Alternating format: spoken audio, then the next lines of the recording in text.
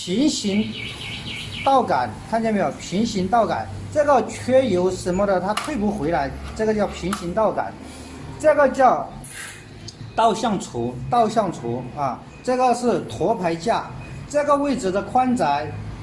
跟这个下不下降到底都有关系。下面我们介绍这里，这个地方叫